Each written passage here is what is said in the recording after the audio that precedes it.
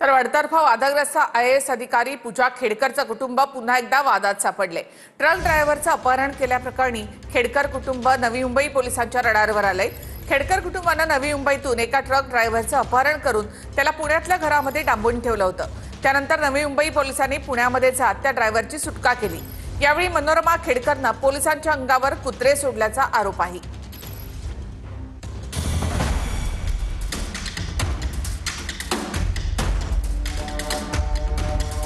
Cement मिक्सरच्या क्लीनरचं अपहरण केल्याप्रकरणी पूजा खेडकरचे आईवडील पोलिसांच्या रडारवर आले। नवी मुंबई पोलीस आज पूजा खेडकरच्या पुण्यातल्या घरी पोहोचले। पोलिसांनी गेटवरून उडी मारत घराच्या आवारामध्ये प्रवेश केला। खेडकर कुटुंब पुन्हा एकदा वादात सापडण्यामागचं कारण काय आहे तेही पहा। 13 सप्टेंबरला सायंकाळी 7 वाजताच्या सुमारास मुलुंड ते ऐरोली रोडवरील सिग्नलवर प्रल्हाद कुमार नावाचा ड्रायव्हर मिक्सर ट्रक घेऊन जात होता। त्यावेळी कार क्रमांक MH12 RT 5000 या कारला मिक्सरचा धक्का लागला। त्यानंतर कारमधील दोघांनी ट्रकच्या क्लीनरला जबरदस्तीनं कारमध्ये बसवत त्याचं अपहरण केलं।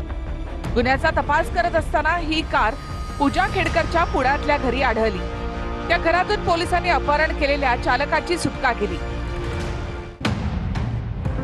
यावेळी पूजा खेडकरच्या आईनं पोलिसांची अरेरावी केली। दरवाजा न खोलताच पोलिसांची हुज्जत घातली।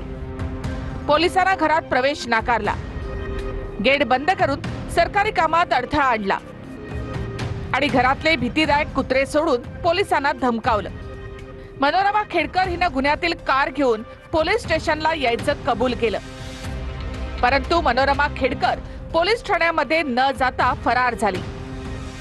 पोलिसांनी पूजा खेडकरच्या बंगल्यातून एका केअरटेकरला ताब्यात घेतलंय। पूजा खेडकरचा मोबाईल सुद्धा पोलिसांनी जप्त केला आहे।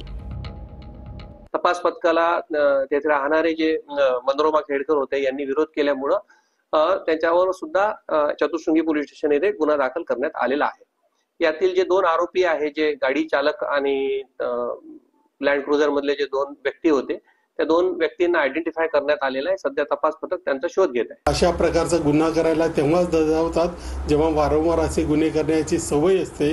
त्यामुळे हा एकमेव गुन्हा आहे असं न समजता त्यांनी अशा प्रकारचे आणि आणखीही किती गुन्हे आहेत त्याचा तपास पोलिसांनी केला पाहिजे।